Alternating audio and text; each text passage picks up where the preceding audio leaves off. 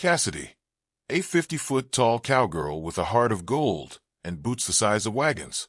Hank Duggan, a down-on-his-luck rancher in his 40s, weathered but proud. Deputy Miles, a nervous lawman, Hank's only friend in town. Setting: a dusty ranch on the edge of the Badlands.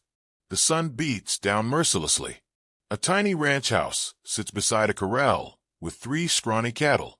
In the distance, Cassidy's enormous shadow falls across the property.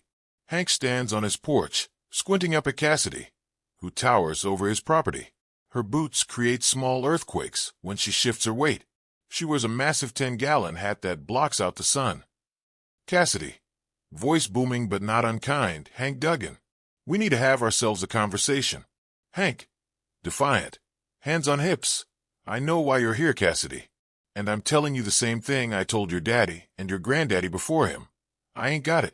Cassidy sighs, creating a windstorm that nearly knocks Hank over. So you say you can't pay your rent?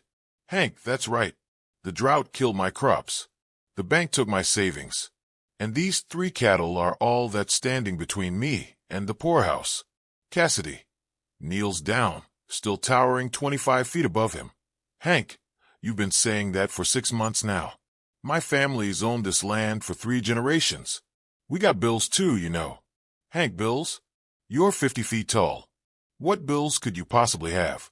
Cassidy, you ever price custom boots in my size? They ain't cheap. Plus, I go through about 40 steaks a day just to keep my energy up. Hank, softening slightly. Look, I'm not trying to be difficult. I need more time. Deputy Miles rides up on horseback, the horse nearly bolting at the sight of Cassidy. Deputy Miles, Cassidy. Hank, now let's everybody stay calm here. Cassidy, not even looking at him. Miles, this doesn't concern you. Deputy Miles, the law concerns me.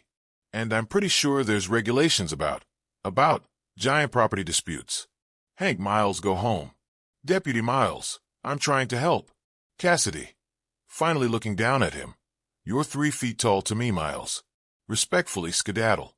Deputy Miles reluctantly rides off, muttering about jurisdiction. Cassidy sits down cross-legged, still eye level with Hank on his porch. Here's the situation. I could evict you. Step on your house like a bug. But I'm not that kind of gal. Hank, I appreciate that. Cassidy, but I also can't just let you live here free. Word gets out that Cassidy's gone soft. Every rancher from here to El Paso will stop paying. Hank, so what are you proposing?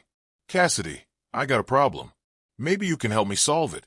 Hank, what kind of problem does a giant have? Cassidy, looking embarrassed, there's a cave. Up in Thunder Ridge.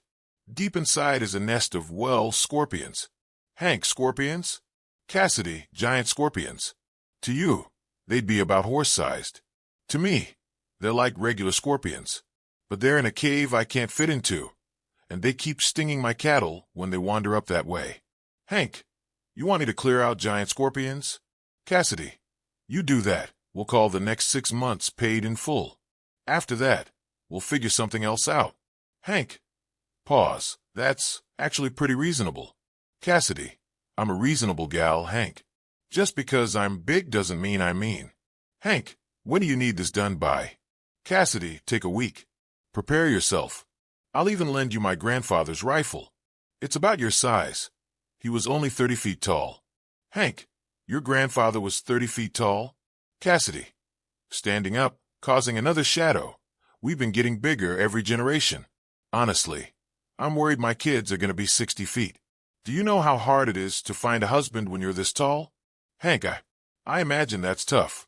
Cassidy, every cowboy I meet comes up to my ankle. Makes dating awkward.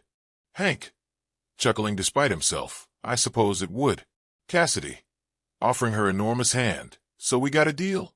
Hank, shaking one of her fingers, deal.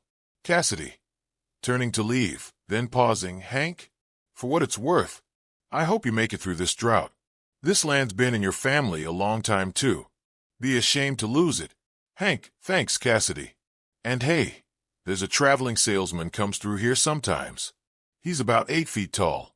Not quite your height, but, Cassidy, perking up 8 feet? What's his name? Hank, Big Pete. He'll be through next month. Cassidy, grinning, well now, maybe I'll stick around town a bit longer.